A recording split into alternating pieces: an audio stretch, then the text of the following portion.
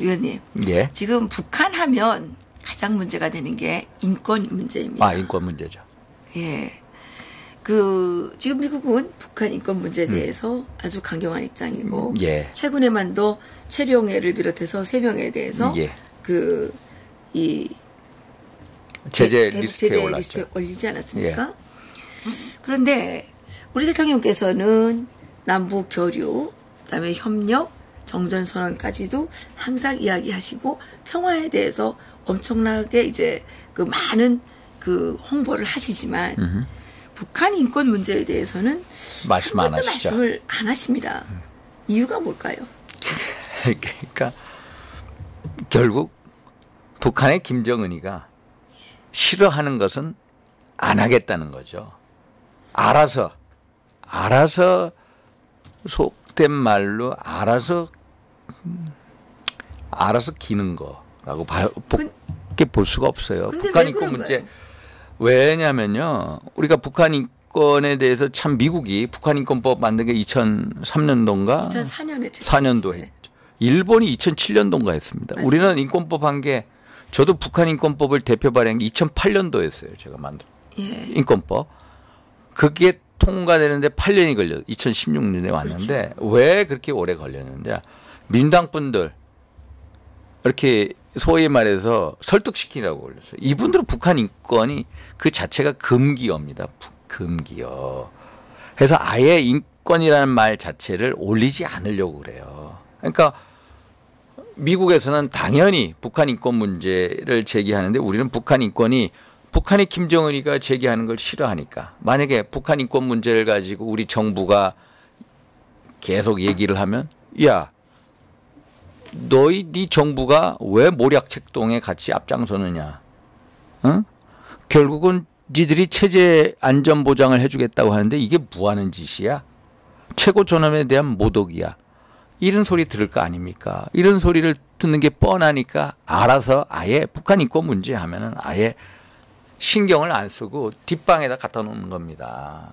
이게 잘못된 거죠. 인권. 그래서 인권재단 출범도 안 되는 거고 인권재단 출범을 요번에요. 108억을 우리가 근데 그걸 깎아가지고 8억으로 해서 100억을 아예 깎아버렸어요. 인권재단에 대한 비용을. 그래서 일단은 이분들은 북한 인권에 대해서 아예 얘기하지 말라는 겁니다. 아예. 왜? 김정은이가 싫어하니까. 딱 그거예요. 가장 쉽게 표현. 그래서 인권은 금기어고 얘기하지 마라. 이거예요. 그러면 지금 인권재단이 이제 설립이 무산될 인권재단을 우리가 이제 2016년도 인권법 하면서 6개월 후에 만들기로 돼 있었거든요. 그래서 인권재단이 출범해야 되는데 당시에 이제 민주당이 이제 어떻게 되면 장관이 2명 임명하고요. 여야 5대5 5명인데 그때 민주당이 야당이니까 국민의당하고 민주당 4명 국민의당 1명으로 합의를 봤어요. 그런데 갑자기 민주당이 뭘 두고 나왔냐면은 상근직 2명이 있거든요. 이사장하고 사무총장. 둘 중에 1명은 자기네도 달라고 한 거예요. 일부러 그런 거라. 무조건 달라고. 근데 우리는 못 주는 거라. 그러니까 원래 없었거든. 그래가지고 결국에는 파토시키게 만든 거죠. 그래서 인권재단 출범이 안 되는 거라 지금까지. 그럼 인권재단은 이제 아예 없어지는 거예요? 인권재단이 아예 사무실 폐쇄해 버렸잖아요. 그렇죠. 이제 아예 그러니까 인권법에서 인권재단 만들어서 인권 실태 조사하고 인권을 개선 노력하고 정책도 만든다고 했는데 아예 사무실을 폐쇄해 버린 거예요. 그러니까 지금은 이제 다시 이분들이 민당에서 5명의 이사들 추천을 했어요. 다시. 그러니까 우리가 또 해야 되는데 우리가 또 야당 몫으로 5명이에요.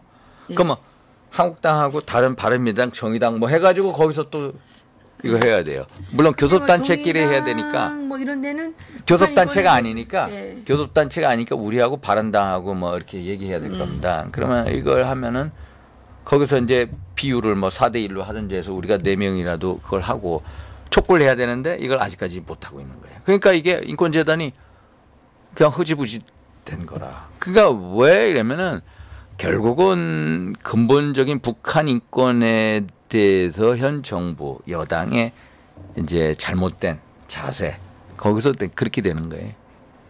이게 참 안타깝습니다. 그러니까 이게 우리가 북한 인권 문제를 가지고 북한하고 싸워야 되는데 북한 인권 문제를 가지고 노무현 아니 이 문재인 정부하고 싸우고 있잖아. 그러니까요. 이게 잘못되고. 그런데 예. 위원님 저는 정말 이해가 되지 않는 게요. 예. 한국인들은 예. 분단의 원인이 뭐라고 생각하기 때문에 이렇게 하는 겁니까? 분단의 원인이요? 예. 이제 분단이야 다시 이제 지난번에 1945년 얄타 회담부터 시작해가지고 결국에는 38선이 그어졌죠. 그 다음에 이제 북한에 이제 우리 침략이 있었고 침략이 있으면서 이제 남북한 간의 어떤 적대 이제 정전 체제로 간 거죠. 그래서 일단 뭐 분단의 원인에 대해서 뭐 역사적으로 보면은 그거를 이제 결국 가장 먼저 저쪽에서 소련이 그렇죠. 이 북한군을 진입시킨 거고 거기에 이제 김일성이가 이제 들어와서 분단을 이제 그런 식으로 착화시킨 거고. 지금 저는 우리가 이제 분단된 지가 70년이지 않습니까? 70년 동안 우리가 이게 합치지 못한 가장 근원적인 그 문제는 북한은 공산주의를 추종하고 있고 한국은 자유민주주의 아닙니까? 제가 오늘 아침 뉴스를 보니까 홍콩이 중국에 기속이 됐죠. 97년도에 한 20년 됐는데 지금 홍콩에서 탈출하는 사람들이 상당히 많이 생겨나고 있다고 합니다. 이게 홍콩은 자본주의, 완전한 자본주의였죠. 중국은 공산주의, 어제도 공산당이 남아있는 그런 거였고요. 이게 이제 지금 제가 왜 이 질문을 드렸냐면요. 지금 한국에서는 통일 이렇게 하게 되면 그냥 앞도 뒤도 보지 않고 그냥 뭐 재지 않고 그냥 통일이라는 거는 그냥 김정은하고 같이 사는 거다라는 생각을 갖고 있는 게 아닌가. 특히 지금 문재인 정권에서는 연방제 통일을 얘기를 하는데 심지어 여의도 순복음교회 이영원 목사까지도 우리가 이렇게 이제 같이 살다 보면 한 30년 후에 20년 후에 저러다 뭐 통일되지 않겠느냐 이런 식으로 얘기를 했습니다. 그런데 역사적인 경험을 보면 좌우가 합작기를 해서 우익이 이긴 적이 없잖아요. 우익이 다 망했죠. 예, 이 좌익은 더 극단적인 공산체제로 복귀가 됐고요. 그래서 통일이라는 것은 당연히 우리가 통일이 뭐 당위성에 대해서는 두말할 필요가 없고요. 한반도의 녹슨 철책을 걷어내고 북한 주민들을 공포에서 통치 체제에서 벗어나게 하는 거 당연히 통일을 해야 되고 통일 한반도를 이루면은 우리 대한민국 통일 한반도가 동북아의 경제 중심지로 정말로 경제 대국으로 떠올 수 있는 철호의 기회인데 문제는 통일이라는 게 감성적으로 생각해서는 안 된다는 겁니다. 그렇죠. 감성적인 담론이 아니라 정말로 이거는 생사를 다투는 치열한 담론이 돼야 된다. 우리가 북한에 지원해주고 뭐 도로 뚫고 철로 떨어지면 당연히 통일이 와서 잘 살 것 같다. 천만에 그게 아니라 통일이라는 것은 저쪽의 체제하고 우리 체제하고의 싸움이에요. 그렇죠. 투쟁을 통해서 우리가 원하는 체제를 가져가야 되는 정말 치열한 담론이 돼야 되는데 그게 안타까운 거라. 잘 모르시는 거야. 그럼 우리가 이렇게 좋게 하면은 당연히 통일됐다. 저쪽의 전체주의 체제하고 우리 체제하고 어떻게 통일이 되겠습니까? 그렇죠. 너무 체제 자체가 다른데 결국은 제가 아까 판문점서는 1조 말씀드렸죠. 자주통일의 미래를 해나갈 것이다. 저는요. 내년도 2019년도에 만약에 북미 정상회담이 잘 되고 북미 정상회담에서 어떤 돌파구를 마련을 하고 또 대북 제재 해제가 되기 시작하면은 반드시 국내 좌파 세력으로부터 6.15로 6.15 정신으로 돌아가자라는 말이 반드시 나올 겁니다. 지금까지 아직 안 나왔거든요.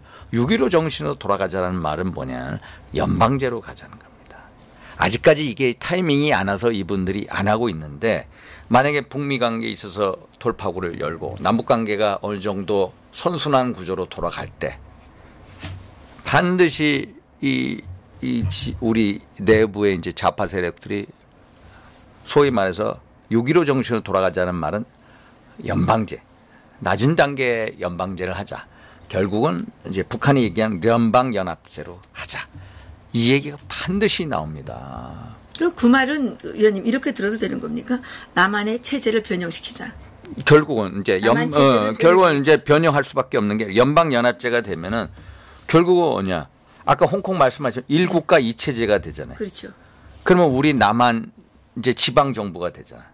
지방 정부가 되면은 왜 주한미군이 필요합니까? 나가야죠. 당연히 이 체제가 변화할 수밖에 없죠. 그런 상황으로 가능성이 농후하다. 그런데 우리는 이걸 잘 모른다는 사실입니다. 우리 국회에 있는 우리 의원들도 잘 모르고 또 일반 국민들도 잘 모르고 오히려 이 박사님 같이 북한의 체제의 속성을 아는 분들 또 이 문재인 정부의 가장 핵심적인 주도 세력만이 이 문제를 알지 대부분의 사람들은 다 정말로 멋진 통일이 오겠구나. 그래. 서로 남북한이 잘해서 또 북한의 핵무기 뭐 몇 개 가지면 다 우리 건데 어때? 이런 낭만적인 사고에 빠져 있는 한 결국 우리 체제는 무너진다. 반드시 무너질 수밖에 없다. 이 말씀을 꼭 드리고 싶습니다. 위원님, 예? 참으로 죄송한 말씀이지만 그 더불어민주당의 국회의원들을 보면 상당히 이념지향적이고 예. 전투적이라고 볼 수가 있습니다. 예.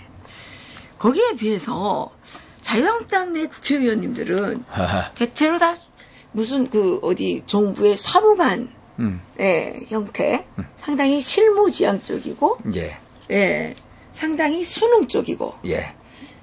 이건 어떻게 이게 뭐 바람직한 거라고 생각하십니까? 근데 이제 실제 국회에서 싸워보시면 어떻습니까? 예, 싸워보면은 정말로 민당 분들이 어떤 이 싸움에 독하다고 그러나요? 예. 싸움을 아주 독종같이 잘합니다. 우리는 이제 일견 비례대표 의원들, 비례대표 의원들을 막 뽑잖아요. 그럼 민당은 꼭 시민단체 분을 뽑습니다. 시민단체에서 오랫동안 역할을 하고 이념성이 강하고 싸울 줄 아는 분들. 그런데 우리는 비례대표를 뽑더라도 그런 분들이 아니라 각 분야에 점잖게 실력 있는 분들, 이런 분들 모셔오는. 그러니까 이분들은 실력 있는데 점잖으시고, 그러니까 싸움 같은 데는 이제 좀 안 나서시고. 근데 저쪽 분들은 아주 싸움에 강하고 독한 분들 오니까 이게 근데 게임이 안 되는 것 같이 싸움 못하는 거죠. 실력이 있는데 싸우지 않는 거는 아무 필요가 없죠. 예, 요새 와서. 네. 아니, 볼을 차야 되는데 실력을 있는데 운동장에 나가지 않으면 맞습니다. 이게 무슨 의미가 있냐는 맞습니다. 거죠. 지금은 저도 요새 이제 태극기 이제 세력에 있는 분들 말씀하시는 게 뭐냐 하면은 가만히 있는 거. 그게 결국은 매국이다. 가만히 있는 게 잘못된 거다. 저도 동감합니다. 싸워야 됩니다. 지금은 이 문재인 정부가 대한민국의 가치와 근간을 무너뜨리잖아요. 자유민주주의 체제가 정말 언제까지 지속될지를 가늠할 수 없는 그런 어떤 좌파 혁명의 시기거든요. 그래서 지금은 잘못되고 있는 것에 대해서 과감히 싸워야 됩니다. 국회 제도권 내에서뿐만 아니라 제도권 밖에서도 힘을 합쳐서 잘못된 것에 대해서 과감하게 대한민국의 자유민주주의 체제를 지키기 위해서 싸워야 된다.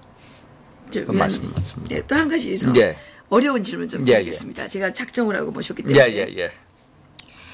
저희들이 이제 2016년 탄핵 사태가 터지면서 그전에도 이 대한민국의 보수의 위기가 있었습니다. 제가 그 2015년경에 들은 바에 의하면 그 민주노총의 68%가 공무원 노조라고 얘기를 들었어요. 민주노총 하게 되면 우리 사회에서 상당히 이념 편향적인 집단 아닙니까? 거기에 68%가 공무원 노조를. 그래요? 저는 공무원 노조가 차지하고 있다는 이건 꽤 오래된 얘기입니다. 공무원 노조가 저는 공무원들이 그 공무원 노조가 예. 그 민주노총에 그러면 상당히 많은 수를 차지하고 민주노총이 지금 한 70만 명. 무슨 말씀이십니까? 200만 명이라는데요. 아니. 그러니까 한노총, 민노총 합쳐서 한 그 정도 되고요. 한노총이 한 90만 명 될 거고요. 민노총이 한 70만 명 가까이 될 겁니다. 제가 최근에 본 자료는 민주노총이 원래 170만 정도였는데 20만 명이 더 늘어서 200만을 지금 치닫고 있다고 얘기를 이제 하더라고요. 어쨌든 그렇게 돼 있는데 그 더불어민주당 뭐 이런 그 좌파 이 진영에는 그 뭐 여러 정당도 있고요. 아주 국단적인 국자적인 그 정당도 있고 또 시민단체가 상당히 많습니다. 예, 이 시민단체는 더불어민주당이 정권을 잡든 잡지 못하든 항상 이 백그라운드가 되어 있습니다. 예. 그런데 우리가 탄핵 사태를 겪으면서 저희들은 그때 이해찬 씨가 그랬잖아요. 보수를 괴멸시키겠다. 그래서 저기 무슨 소리 하느냐. 이렇게 해서 그런 생각을 갖고 있었는데 나중에 보니까 자유한국당을 감싸서 보호해주는 시민단체가 한 개도 없는 거예요. 없죠. 그래도 자유한국당이 꽤 중진 의원 아니십니까? 예. 여기에 대해서 좀 왜 이렇게 됐는지 좀 설명 좀 해주세요. 그러니까 우리는 시민단체하고의 유기적인 소통 노력이 없었던 거예요. 제가 한 2004년 전에 그 당 사무총장을 할 때는 시민단체 분들하고 계속해서 이 소통을 해왔어요. 그런데 이게 없었던 거예요. 그 소통의 노력이 그냥 말로만 하는 게 아니라 그런 분들도 어떤 제도권, 국회 쪽을 끌어올려는 노력을 했어야 되는데 그게 약했던 거예요. 근데 한번 보세요. 이 민주당 분들은 그게 강한 거예요. 시민단체하고의 어떤 소통이나 유기적인 협력이 잘 되는 거예요.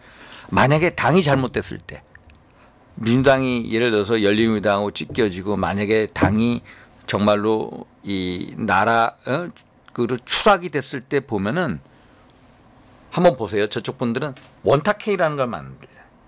원탁회의에 누가 들어옵니까? 백낙청부터 시작해서 쫙 백기환 이런 분들이 딱 들어오잖아요. 그분들이 원탁회의를 만들어가지고 거기서 민주당에 대해서 훈수를 두잖아요. 이렇게 가라. 그럼 그렇게 가집니다.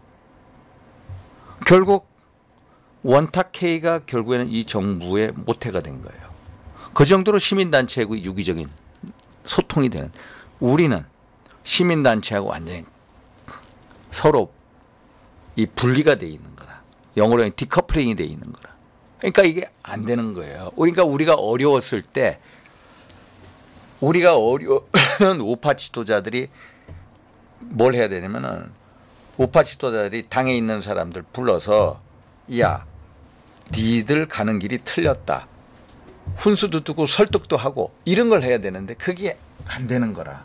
그래서 제가 최근에도 뭐 정광훈 목사님 또 정기재집필 조갑재 선생들하고 해서 과거 친박 뭐 비박해서 이런 거에 대해서도 정말 신선한 노력이었어요. 그것도 어떤 시민단체 분들이 어떤 우리 당에 대해서 또 우파 진영에 대해서 어떤 가이드라인을 주고 서로 서로 화합해서 현 정부하고 잘 싸워보자라는 측면에서 만들었는데 그게 이제 좀 제대로 안 되고 있는 상황입니다만은 결국은 뭐냐면 시민단체하고의 소통과 유기적인 협력 체제를 구축하는 데 있어서 우리 스스로 게을리했고 노력을 안 한 거죠. 최대 우군 세력이 누구냐? 시민단체 분들이에요. 우리는 그 소통 노력을 안 한 거예요.